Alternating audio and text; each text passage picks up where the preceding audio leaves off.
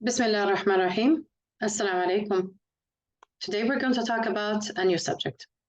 This subject has been a request from one of my dear students. Thank you, Allah, for suggesting this topic. This topic is important for dental students, either if they are undergraduates, postgraduates, or even dental practitioners.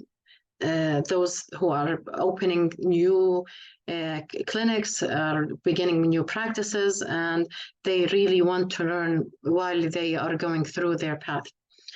The subject is important for many reasons, because we're planning for self-learning habits, and we're trying to incorporate them in our week and learn how do we manage our time to serve this purpose, amongst other purposes that we have in our life.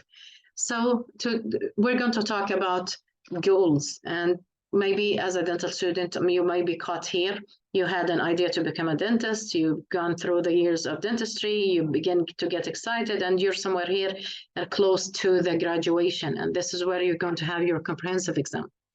So managing and working with all of these goals at once, where you are almost close to achieving your highest goal, which is achieving the certificate that you want from your university. Just approaching that big goal, we will talk about a lot of things going on at the beginning, because we are in the beginning of the 5th year now. Ala, my student, is in the beginning of the fifth year, which is a comprehensive year where they will sum up most of the knowledge they got through the years, and they're going to present it in a comprehensive exam.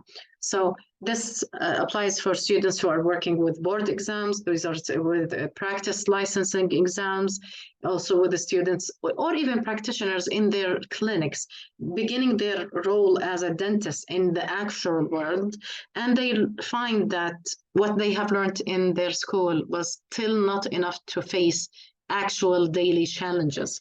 So this situation mandates that we have to have a lifelong journey of learning. And by the way, this lecture and this topic that you have suggested, Ala, had me working intensively for more than 1 month preparing for this. So I want to talk about something about here just before I go to the actual topic of today, which is how to plan a week for a busy dental student.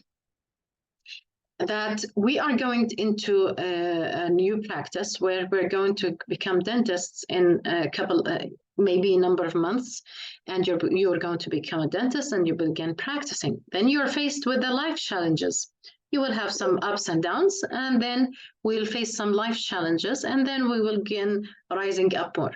The more you learn through the way, the more you will gain. Now, people would say, yes, I want to be rich. That's understandable, because we need to live our lives. We have households, we have duties, we have families, and so on. We need to spend money, but that is not the actual goal. As a dentist, your main goal, and this is what you have done as an oath at the ceremony of oath, which it would be that you're going to serve, and you're going to serve with the best of your knowledge. And it's not only the best of your knowledge, it's the best of dental knowledge. So there's a difference, because I might have fallen back in my knowledge. So the service I'm presenting is not the best if I do fall off the journey of learning. So what you will learn, or what you know, you think that you have reached the ultimatum, where in the end of the 5th year, you think, wow, I have a comprehensive exam, I've studied all material. You think you're somewhere here, but once you're faced with the actual life, you will find that there is a lot to learn more. So this is where you will have like a setback. It's not a setback, it's actually facing the real life.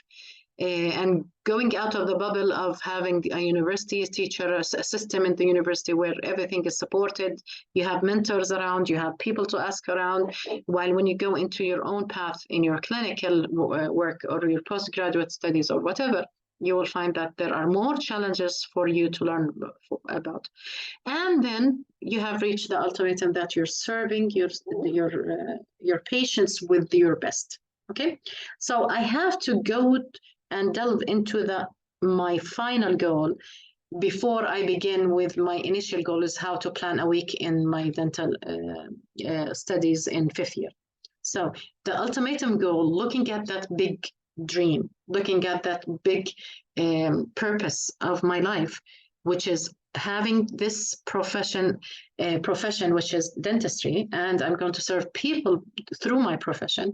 This is a big dream that we always have to keep in mind when we're even studying the least bit of information. Because looking back at our main dream or our main goal will always give us motivation. It will give us this urge to learn more, because I want to serve more.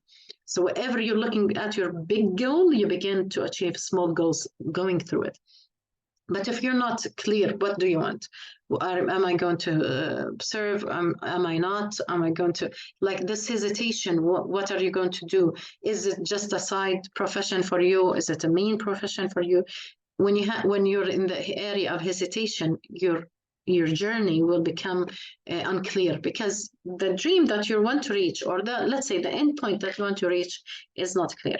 So once more, before beginning into the details of your week, we have to keep focusing on the big goal, which is serving humanity through our profession in the best way and the best knowledge present, not the best knowledge in me, because I might fall short from the best knowledge. But what I'm talking today about is how to come closer and closer and closer to being on the top of your dental knowledge, serving your patients with the best you have.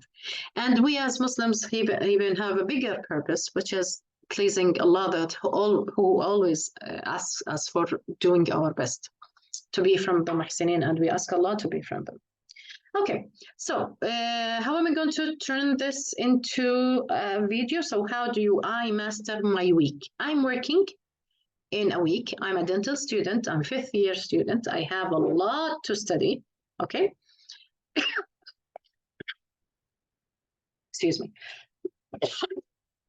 And I have a lot of subjects to study, because actually I have an exam, a comprehensive exam in the end.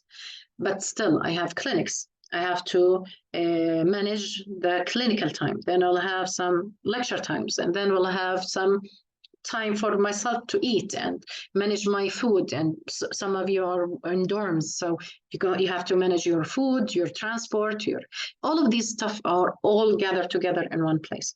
So having all of these things in mind will make us feel that we're overwhelmed. Okay, I'm going to just give you a hint, an optimistic hint. First of all, it is difficult, yes. Is it not manageable? No, it is manageable. This difficulty, if it's like a big strand of strings, and you want to, if you're going to take them in as once, or let's say take them and engulf them as once, you'll find it so big and you cannot manage. However, if I'm going to take it in pieces and reorganize my ideas, my works, my actions, and so on, and let them fall into a very good schedule, the more my day will be more clear for me. What am I going to do and how am I going to achieve it? So let's first go through this video. This is a video that I made using intelligence, and this is an extremely big thing for me, is using AI to help me manage my time presenting this. And this is, by the way, available for you as students, and we're going to talk about this in a moment. So by the way, I just created this video 40 minutes ago, and it already had 736 views up to now. So I hope this subject is good for you or wherever you are. What I'm going to talk about today is how to master your week. This is not my voice that will come in a moment. It's auto-generated, and I'm happy to work with this new technology. And let's begin. How many times has a day slipped away filled with tasks that seem to consume every waking moment, yet leave you wondering, what exactly did I accomplish? Time once spent is irretrievable. Managing it wisely involves planning, prioritizing, and productivity. Consider this. A weekly schedule, be it on a planner or digital calendar, acts as a roadmap, guiding you through a labyrinth of commitments.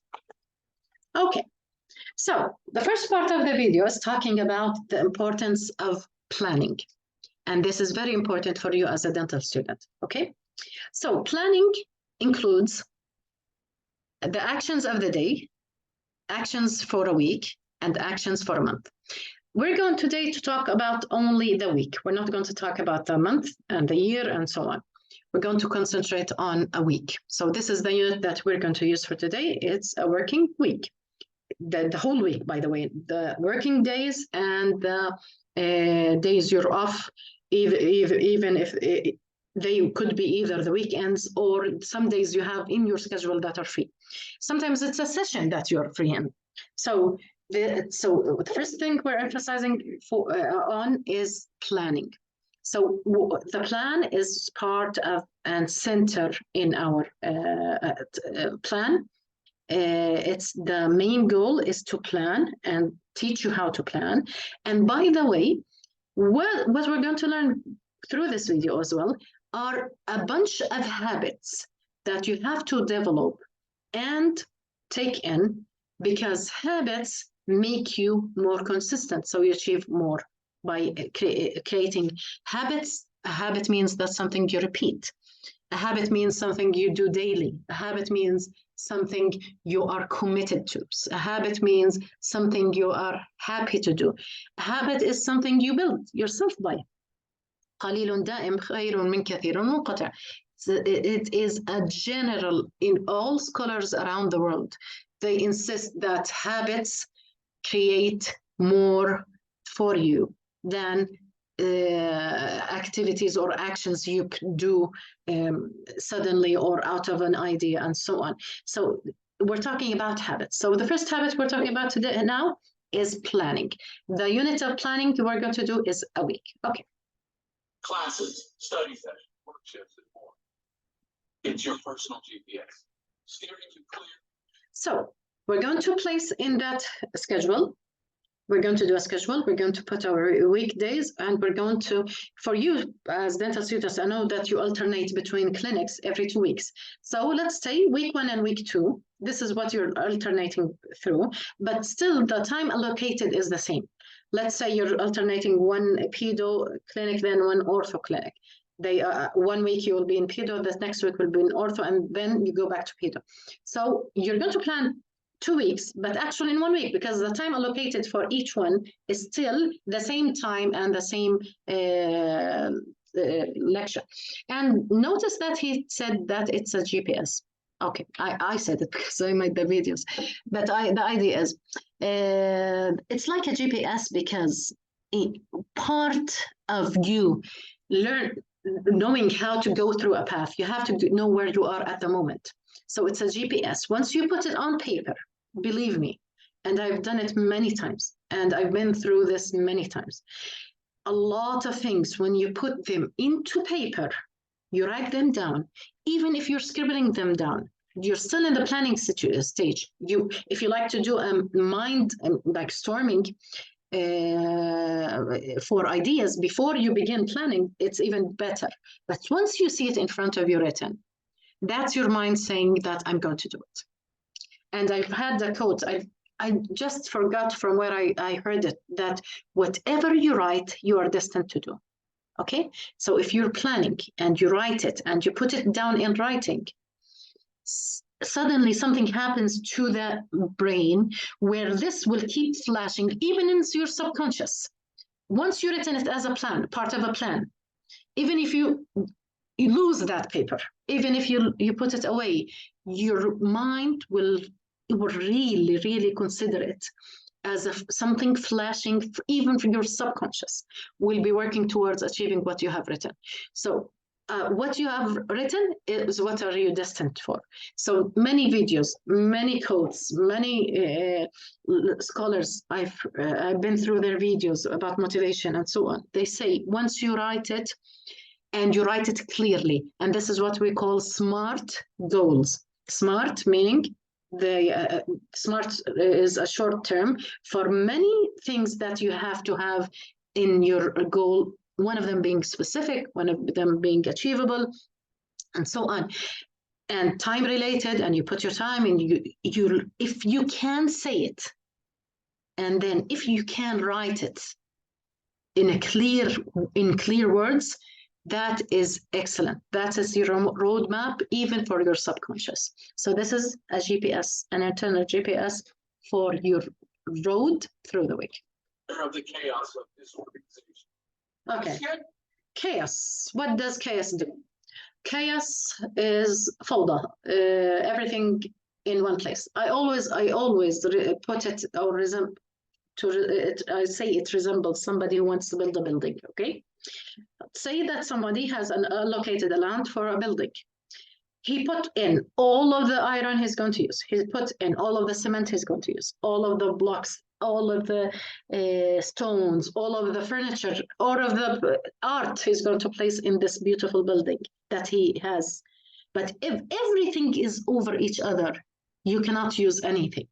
You could not use the 1 million, you cannot produce the $1 million house with all of this material compiled over each other. So planning, what does it do? It sorts everything out, and so you can achieve your best goal. Actual, however comprehensive, is merely the first step. The real challenge is in setting priorities. Okay, let me talk about priorities for a moment. Your priority as a dental student is studying. And somebody even said, your job as a dental student is studying. This is your actual job. You're not an engineer, you're not a salesman, you're not an IT expert, you're not a programmer, you are a dental student. So this should be your priority. This will be your main activity that you're practicing for more than, let's say, 7, 8 hours a day even. So your main job here is prioritizing. You are a dental student, so you have to have dental work and dental studies at the center piece of your day. All of the other stuff are running around that centerpiece. So make sure that you have prioritized your studies first. What are those for the week? Assignments, exams, deadlines. Highlight them. Allocate more time to them. They are the stars around which your week should. Remember, single step. Those larger assignments, projects into smaller, manageable tasks. It makes tackling them over the week less daunting, more achievable. Time. Okay, I'm going to go through this part. I'm going to repeat it in a moment, but I'm going to show you something. Okay. You as dental students, you have worked through many courses, okay? You have studied anatomy, okay? Physiology, histology, dental material, and all of these subjects, okay? Some of them are directly related to your exams in the comprehensive exam. Let's say periodontology and periodontal treatments, okay? If I'm going to go through this subject, yes, this is going to be part of my exam. But let's say histology, general histology, is it part of my exam? No, because this is a subject, we call them basic sciences. Is dental material going to be part of my exam? Well, depends on how much the doctor will be concentrating on the material that you're going to use in their clinics. So it's not all dental materials, it's the materials that you're going to use in each clinic, okay? So it's more relevant in that way. It's not the general dental materials subject. Pharmacology. Are you going to go through all of the pharmacology that you've learned through the years? No. You need the pharmacology related to the clinic that you're working with. Let's say you're working in the oral diagnosis and oral medicine. Definitely the doctor will be asking you about some of the drugs you're going to give to your patient. Or let's say you're going to do a periodontal treatment, and we're going to ask the patient, what are the types of drugs you're taking? Because this will affect our work. Maybe there we will do some preventive dentistry. You need to know the pharmacological information of the material that you're going to use in preventive dentistry and so on. So let's say dental materials is relevant inside of the higher subject that you learned in clinical years. Okay, so these are all subjects, so a lot of subjects. Okay, these are specialized dental materials, dental laboratory techniques, operative dentistry, endodontics, pediatrics. Wow, it's overwhelming. This is how you would see it if you go through it like this. You have taken a lot of subjects and you have achieved a lot through the years. But are these all relevant? No, because in dentist, let's say, let me repeat or reorganize my sentence. Okay, are these all relevant for my comprehensive exam? No, because my comprehensive exam, maybe we will have a comprehensive exam for maybe 5 or 6 subjects only. And these are the ones that we took in 5th year and 4th year in the clinical years. The comprehensive exam concentrates on 4th and 5th year. Okay, but aren't these material and information important for my practice? Definitely it is. So don't underestimate anything. Let's say dental anatomy. Okay, I took it in 2nd year and it's irrelevant. Now I know the teeth by heart. I know specialists that could not recognize, in postgraduate studies, they could not recognize a 7 from the 6. And I'm talking about molars, 2nd molar and 1st molar. They could not recognize 1st and 2nd molars. Some people in pediatrics, they extract a permanent lower molar thinking it is an E. It's carious. Okay, send for extraction. He's sick, the baby, let's say that child is 6 years old and he has primary teeth. Okay, go for extraction. And the oral surgeon sends the patient back. This is a permanent tooth. Why are you extracting it? So it is important. Never underestimate anything that you have studied throughout the years. Never, ever, anything, even physiology. You will have a time where you'll need that information.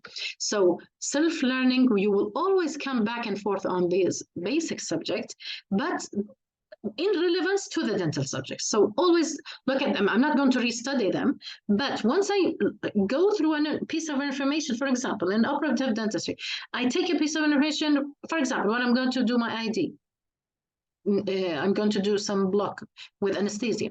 I have to go study a little bit of anatomy to know where am I going to put my needle. Okay, so work with it like that. So we have a lot of subjects. They look overwhelming, but my idea is do the following. I had talked about it in one of my previous videos where we were talking about how to manage your university life. The video just before this one. But really, how are we going to do it? This is what I did as a student, and this is what I advise you to do. Okay, let me take one of the subjects. This is complete dentures. Okay, what did I do here? Okay, incomplete dentures. You know that this will definitely be part of your comprehensive exam. What are the subjects that complete dentures cover? These are the subjects. I place them down. These are general subjects. If you like to put your syllabus, for example, you don't want to use these general categories, you might use your syllabus. What are the titles of the lectures that you had taken through the years 4th and 5th year? And 3rd year, by the way, because we know complete dentures is a subject in 3rd year. So you can put titles of lectures, you can put ideas, you can put mind map, you can do them as a mind map. But the idea is you have to, at the end, get a list of things you need to study in your comprehensive exam and things that you will need in your practice. If you have graduated, and this is the function of the residency after graduation, begin because in that residency, the 1 year that is requested for licensing and in dental practice, in Jordan, we asked students to practice for 1 year unpaid. It's a residency just for practice. In that year, really, it's the best year to study. You are still practicing in an area where there are a lot of supervisors there. You are practicing in an area where you can ask for help, and you're not shy to ask for help because this is what you're doing. You are practicing and learning dentistry. And you don't have a lot of exams. You don't have exams. You don't have a comprehensive. You don't have quizzes. You don't have, you are only practicing. So this is the best place to work with your studies. So in 5th year and in residency years. So what am I going to do? These are the subjects, as I told you. This is my general subjects that I took for the subject of complete dentures. These are the topics that we need to learn about. But say you put your list of lectures, this is also okay. What are the sources that I need to study? Okay, my advice for you, my advice is never go to the lecture notes first. Never use them as a source of your study. Lecture notes are not a source of study. It's just a guideline, keywords for the subjects you need to study about. Okay, so say suppose I'm talking about retention and support in complete dentures. For example, this was one of my subjects that I gave in third year. You'll find the lectures online on Prezi. If you need links for them, I will provide you with them. The lecture notes, okay? I'm talking about resistance and support and retention and so on. What are you going to get from my notes? Oh, scattered words. I could not place in my slides more than, and that's the best practice in PowerPoint. You should not increase more than 2 lines, maybe 10 to 15 words only. So what are you getting from my lecture? You're not taking language. You're not taking knowledge. You're not taking practice. What are you getting from lecture notes? Keywords. What are the keywords that I should look for in a book? Okay, so it's like just a guideline what to read from the book, because many times if you are a dental student, you have tried going back to a chapter from a book, you find that the chapter is much more elaborated than what you took through the lecture. The doctor had maybe just discussed 1/5. The doctor is very lucky if he could explain from 1/5 maybe to a half. That's the most excellent doctor. If you can get 50% of a dental chapter from a textbook into one lecture, that is so much excellent, because the amount of information from the book you get is much larger. So also what you get from the book, you get how scientists talk. The comprehension, the language that the doctor is, those who wrote the book, and many times they are teams. They are teams of professors who wrote that book, who textbooks. I'm talking about textbooks. They are professors, so they are using strong, well-structured scientific language. But those that we find the students who studied from lecture notes, they talk like lecture notes. You see a PDF talking in front of you. That's what we get from the student in the Viva exam. So always use the book, and this is my advice. So what have I done? I put my book, my lecture notes as a guideline, my past exams. Many times you have past exams, questions from previous years and so on. When do I recommend you to use them? Use these past exams for the 2 or 3 days just before any exam, because they will lead you how much you've studied. But don't use them as study material.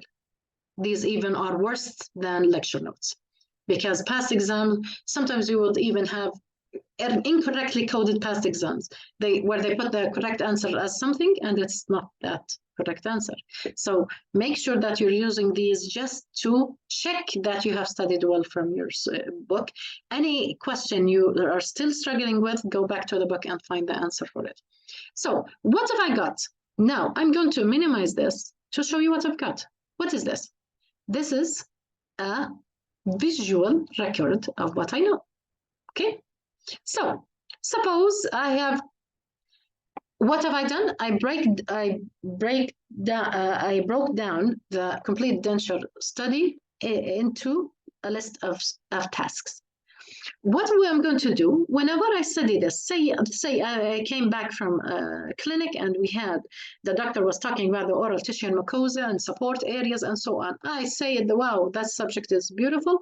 I am going to study it. And you had a clear 30 minutes studying the subject. Sorry. What do I have? I have a checked box. What does this do visually to me? I begin seeing what I have achieved. Okay? When I record, I am mentally more satisfied and more motivated for more achievement. Maybe I did not have a lot of time. Maybe I had a lecture where the doctor insisted on taking a radiograph. We were discussing in the clinic, panoramic, or do we take a pre-apical? or what do we do what type of exercise in the beginning? What are the exercises we take for complete dentures? I did not know. I don't have time to study the book. Well, I had my lecture notes, I remember, or maybe I done a lecture notes search on the net, and I have studied that and I went through that subject, and I check it out. What happens? I'm visually, mentally gathering achievements. Achievements keep me happy. Allows you to set more goals, and it gives you more motivation. Okay, maybe one day my colleague gave me an exam about the subject of shape and shade of teeth. Okay, I took that exam, or quiz or flashcards from the net, and I studied them. Wow, great, I have achieved something here. Okay, so what am I doing? I'm visually gathering achievements on this subject. When do they do this? Now I'm going to discuss something called mental activity. Your mind has like files in it. You have a file for prosthodontic clinic, you have a file for the pediatric clinic, you have a file for orthodontic clinic.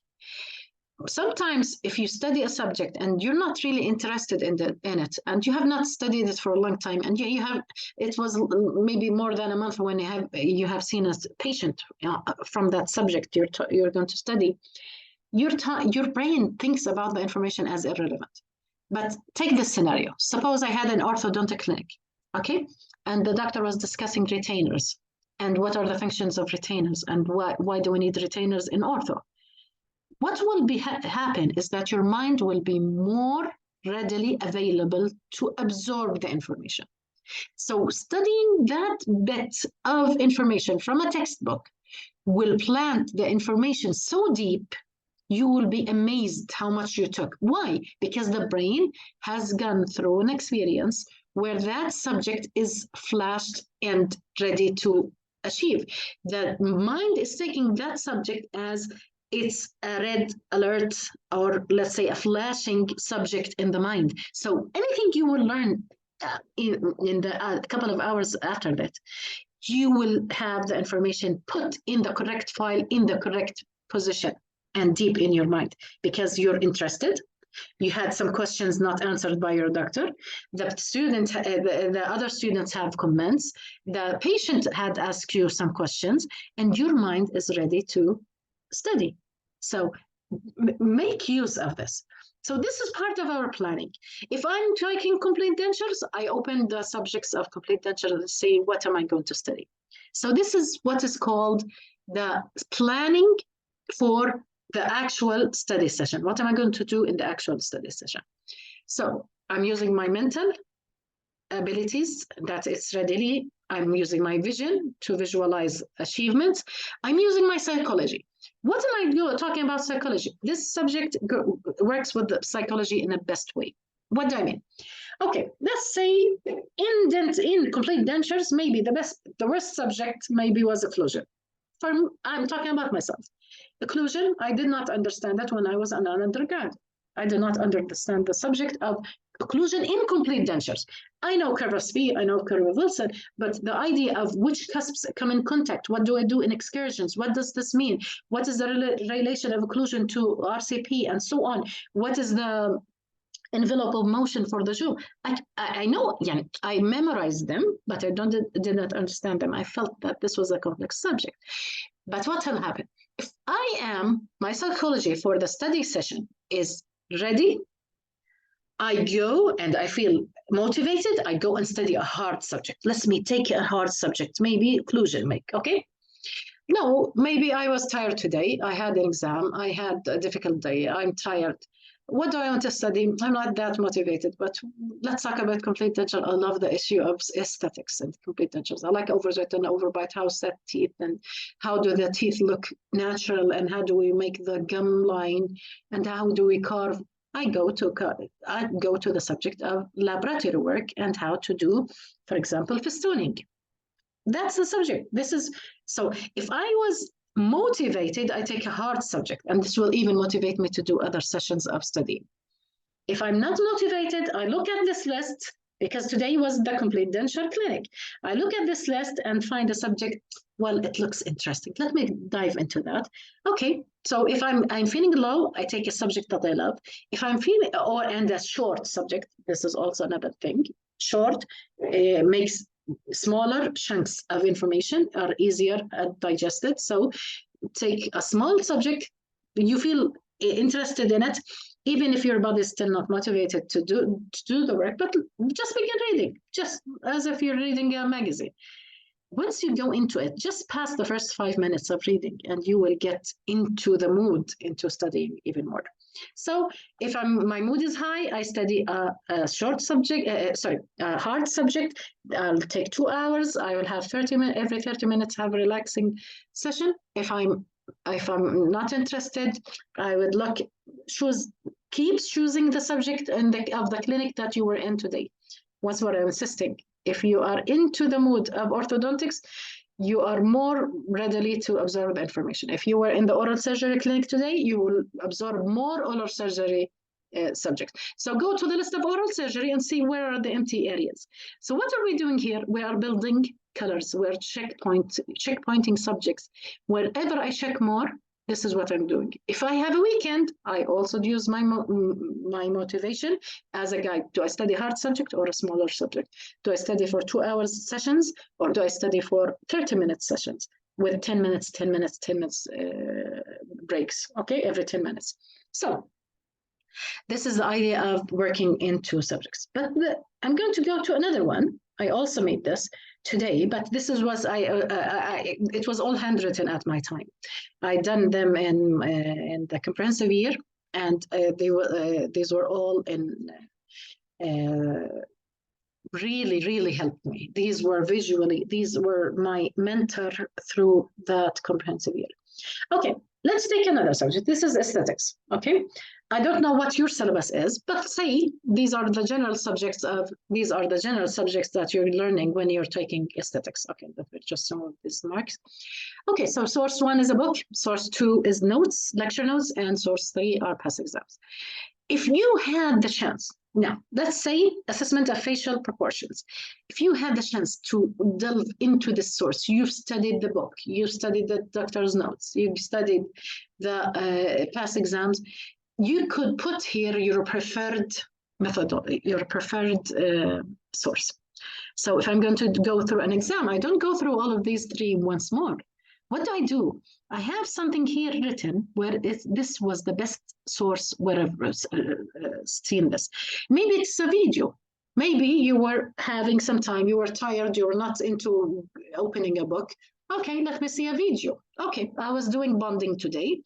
The saliva was contaminating my bond. I could not produce a good oral seal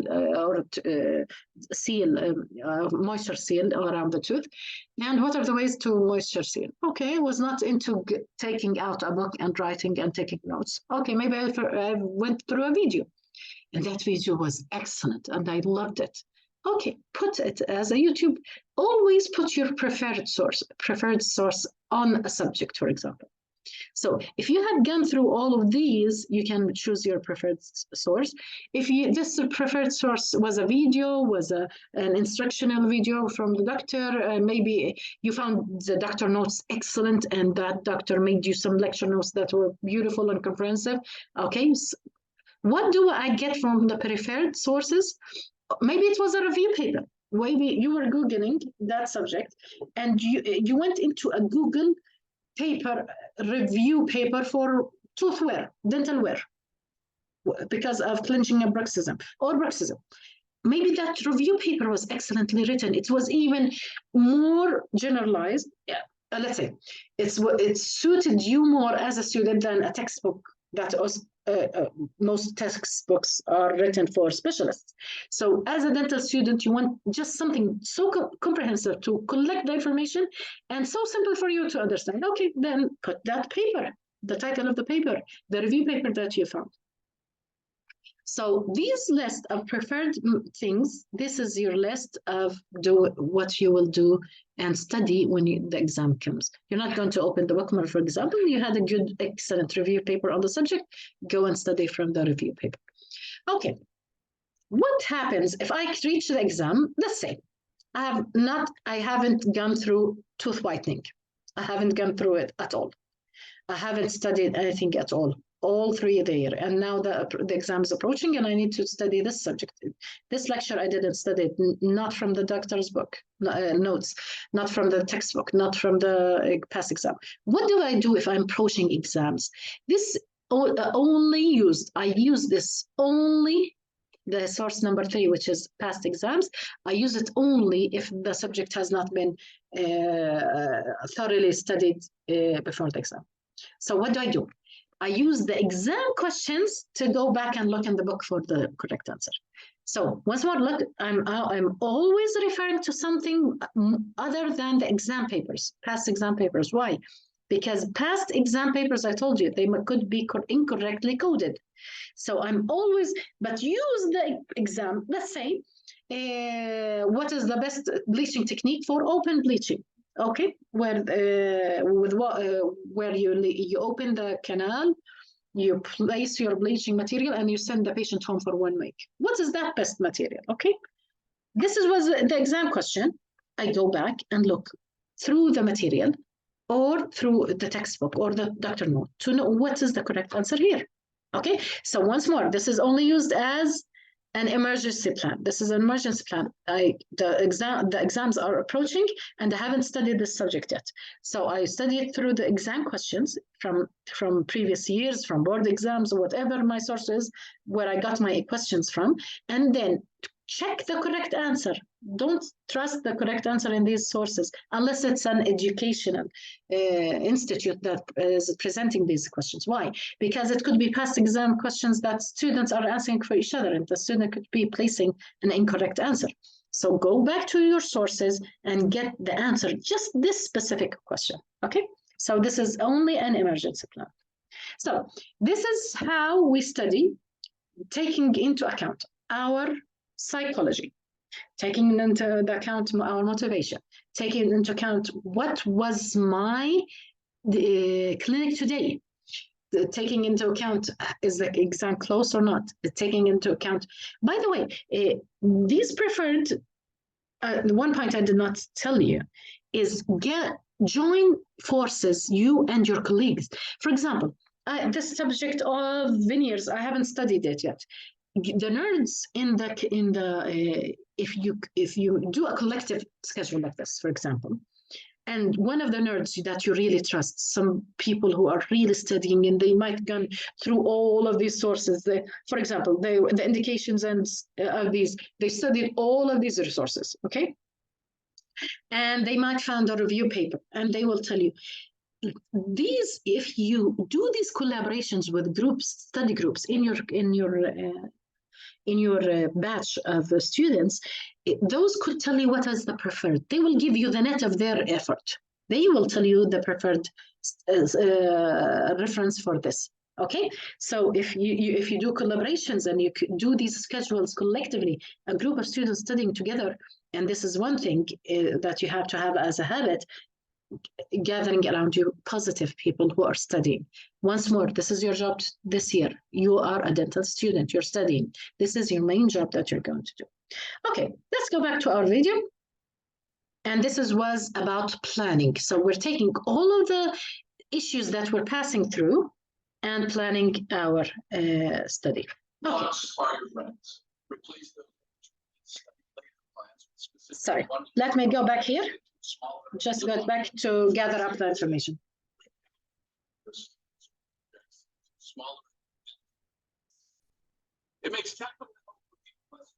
This is what we said about the schedules.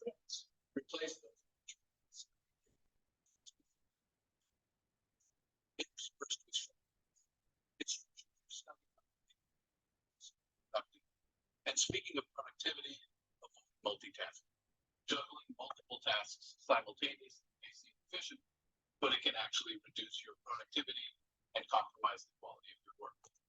So if you're studying orthodontics, stay in the mood of orthodontics for the day. If you're studying prosthodontics, stay in the mood of prosthodontics. If you're studying oral surgery, stay in that line. Don't jump in between subjects, okay? This is my advice. Keep in the theme of the, let one subject control the theme of your study for that day. This is one of the multitasking. What are the other multitasking that you could do? Sometimes you're studying while eating. Sometimes you're studying while scrolling your telephone. Sometimes you have to go to do a medical appointment. This multitasking, okay, try to avoid it unless, and this is important for you as a student. Dental students are spending a lot of time going through transport, and transport time is an empty time that they cannot get use of. So we're talking, you can multitask in the areas where you find you don't do mental activity. For example, I am on the bus back home, and that bus needs an hour and a half to reach Amman, for example, and that's an hour and a half lost. Why not watch a video about a subject that we have gone through today? So use that, because actually what you're doing, you're sitting. I know you're going back home, you're on a bus, but actually you are sitting. This is a time that you can use. This you might be, for example, wanting to go to sleep, for example. Find a short video, 5 minutes, about the subject and sleep on it. Sleeping on information makes it fix faster. What do I mean? The mind works as electromagnetic fields, okay? Once you go to sleep, the electromagnetic field begins to stabilize the chemical reactions in it. So what is actually happening? The last information you got, then you went to sleep, and it will be most likely fixed because that was the last electromagnetic field working around that piece of information. Say I was in the oral surgery clinic today, and the patient fainted, and I want to know how to deal with emergencies in the dental clinic. So that subject is red, it's hot in your mind. Okay, I see a 5 minutes or 10 minutes video just before I sleep, and I sleep on it. What will happen? That file of oral surgery, that file of emergencies, that file of how to manage emergencies was open in your mind, and that was the last electromagnetic activity in your mind. You went to sleep. The last electromagnetic field working in your mind is the best to be precipitated as chemicals. Because what is memory, by the way? Is precipitation of specific proteins and cellular products inside the neurons, and those actually precipitating are the information that you're going to retain. So learn to use these dead times where your body is not working but your mind is relaxing, and you can see or hear a video or a lecture or whatever, and then sleep on it. That's excellent. Or in the bus, as I said, using that dead time in the bus. Okay. Limit distractions. Find that quiet, dedicated space for studying. Turn off or mute your phone and social media notifications. In the theater of learning, distractions, uninvited guests. Show the exit. Set weekly goals. Okay, let me talk about distractions. You are the Generation Z. The mobile is, I'm going to tell you, the mobile is your second or even your third hand, actually. It's so attached to you in a way.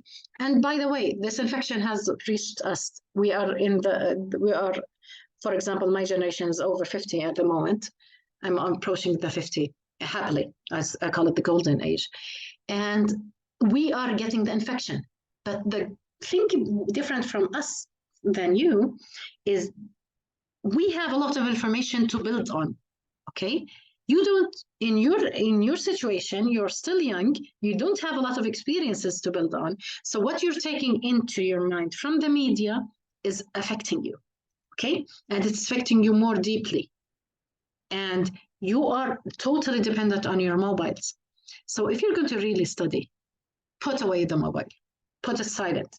I learned, somebody was telling me about the nothing mobile that has nothing in it. It's a mobile that has many applications that are dead, like grayish color. They don't work, the notifications don't work on that phone. It's called the nothing phone. Somebody was telling me about turning your phone into gray. Okay, how does that affect your visual attention to your telephone? It reduces it. Somebody was talking about turning off all of the notifications. How to do the distraction management, there are a lot of videos on this subject at the moment. They even call it digital fasting, meaning that you're totally cut off all media for specific periods of time. So make sure you do that. And the distractions are not only media. Sometimes it's the people communicating through the media. Leave away toxic people. Who are the toxic people? That produce toxic emotions in your life. When you have good emotions, you are feeling, for example, safe. You are feeling trusted. You are feeling valued. We are feeling in the presence of those people. Those are the people to stay with. But if you're feeling not safe, you're not safe. You're feeling that something, there will be an attack from here, or a word from here, or a toxic thought from here, or even a bad moral from here. If you keep, your mind is on alert. Those people are distractions, even if you are hundreds of miles away from them, because you're communicating with them through the media. You're watching their videos, you're watching their vlogs, you're watching their stupidity over online. The world is now like a small village. Everybody's communicating with everybody. I personally had the experience where I left Facebook from a long time.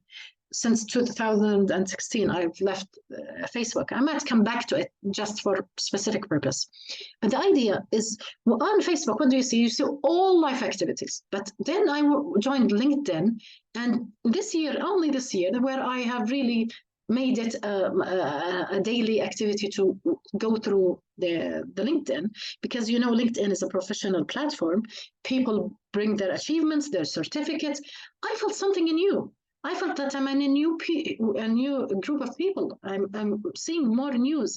I'm actually communicating with professionals, those that value achievements. Well, I really understood the idea of, in the ayah, واصبر نفسك مع الذين يدعون ربهم بالغداة والعشي يريدون وجهه. When you put yourself in a good environment, you keep finding. And by the way, one of the achievements that I've done through preparing for this lecture was achieving this. Do you know what this? This is the channel that I produced on Telegram from your idea. You were talking to me about, it's called Motivation and Leadership. Okay, it's Motivation and Leadership 101. Okay.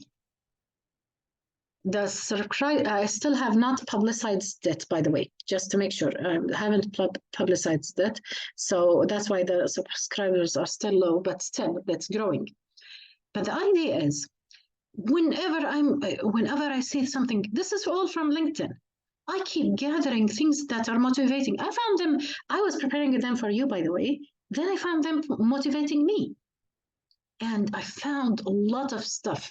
I loved the idea where somebody was talking about, let me find it, where it says, if you're going to find people, it's talking about like a quiz. What do you do if?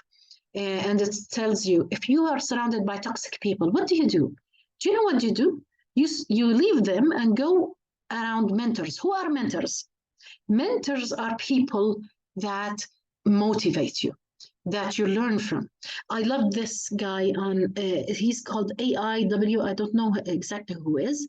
He's some youngster, it seems, and he is writing excellent posts about motivation and leadership and self-learning, by the way. This is why I'm talking about motivation, because this is the main tool for you to self-learn. What you change your thoughts, change your world, leadership, how to become a leader. I'm here to be awesome. I'm looking at myself. I have gathered so much how to normalize things about what is the effect of teamwork, how to deal with challenges, unexpected challenges, titles, what do they mean? When do you take a break, for example, here? When do you take a break? Do you reach here, or in studies, how to manage your all of this comes from LinkedIn. So the idea is, when you surround yourself with positive people who are talking about achievements and so on, you find yourself in another plane, another way of thinking. You begin valuing things in a better mode. So make sure that you use a lot of motivation through the day. Focus on people that give you motivation. So look for people that are mentors, that give you feedback. Okay? By the way, your haters give you better feedback because they're harsh, but they will tell you something true, by the way. And I always tell my daughters and sons that the feedback, if somebody is criticizing you, they have the courage to criticize you because they are not your friends. But by the way, they are coming from a correct door. They are criticizing something true. So there must be something true in what they are saying. So you will find more and more. And these are my references. These are all from LinkedIn. I always update my references. So this is not from me. This is all from LinkedIn. And I'm stating the pages that I'm looking for. Okay. Going back. Where were we? In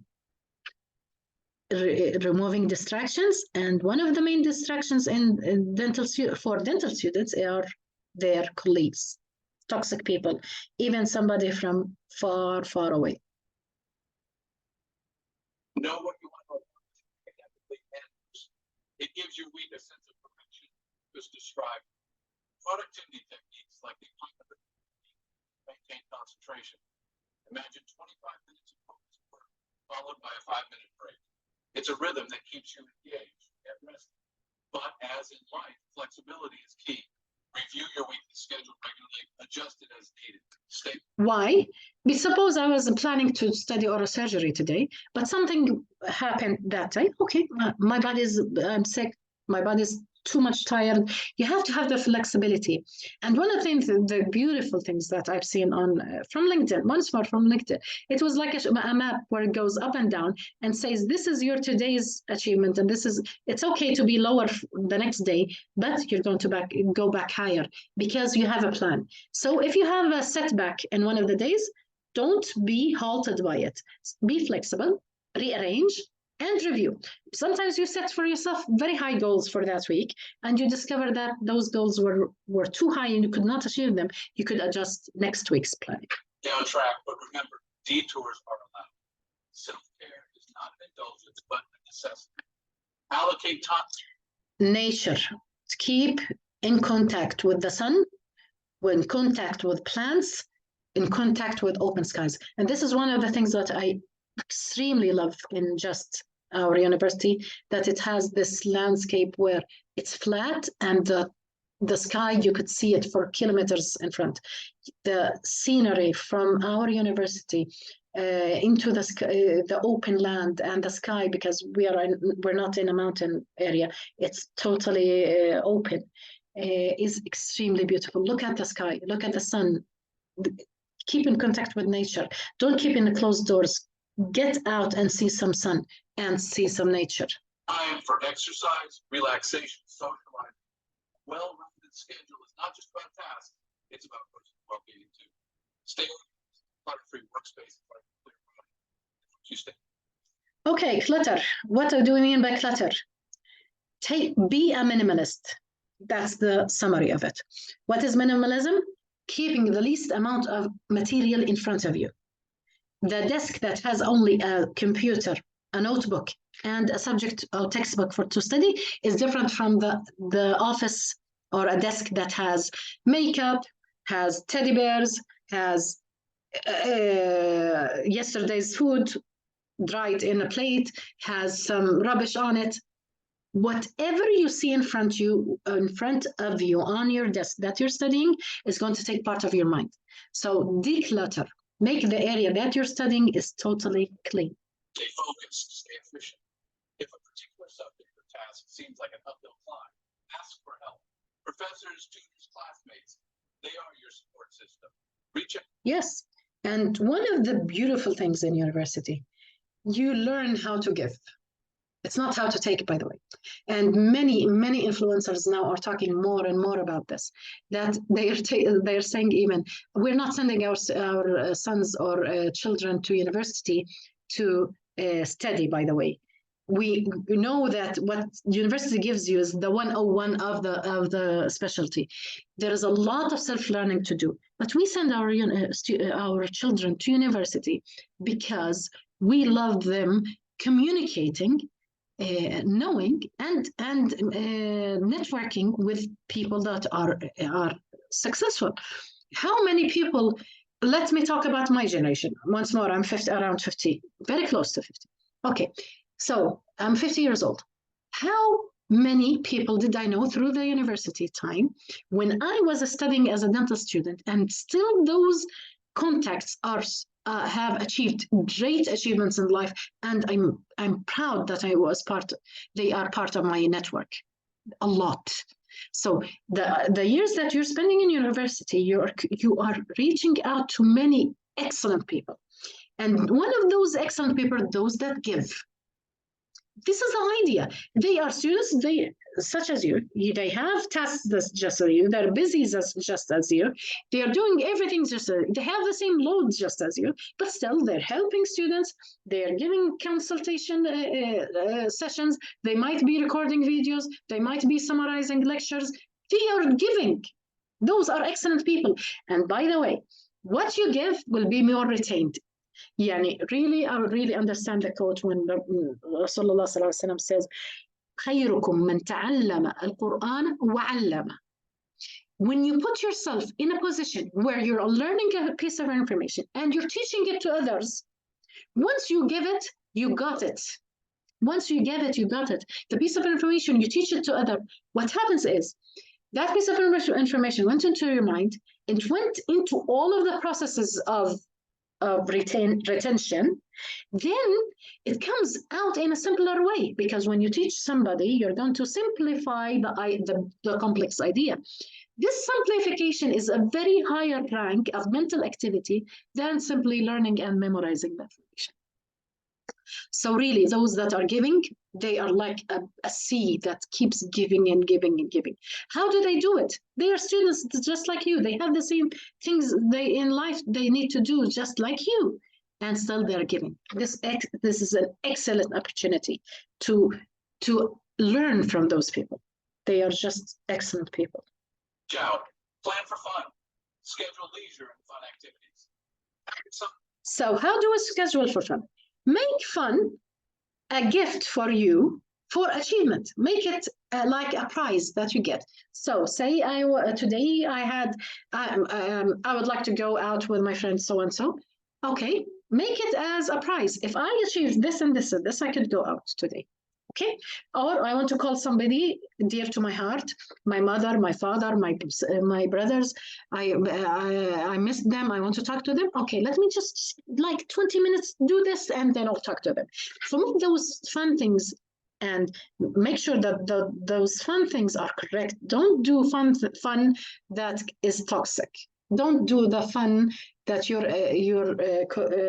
let's say age group does, that is toxic and doing things that are immoral. Immoral things will daunt on you, and they will wipe away a lot of your mental activities.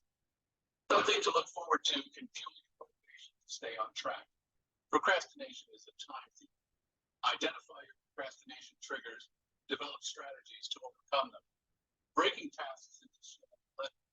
Okay, procrastination, I want to concentrate on this because I've seen something very beautiful about procrastination, which is delaying achievements. There are a lot of short videos, less than 1 minute, that they summarize the thing so beautifully, and they tell you how to get out of it. Okay, so the knowledge that we are teaching you today, it's so famous now, and everybody's talking about it, about the point where you decide to leave the overthinking and begin action. So there are a lot of beautiful resources over the YouTube. Put that, if that is your problem, you have great ideas, but you're not achieving any, you're not putting them into action, you're procrastination, doing procrastination. So, and remember the dua that you do, Allahumma na'udhu bika min al-ajzi wal-kasal. Okay. Develop strategies.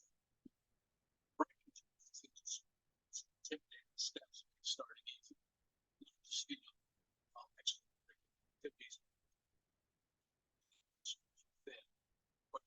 is full.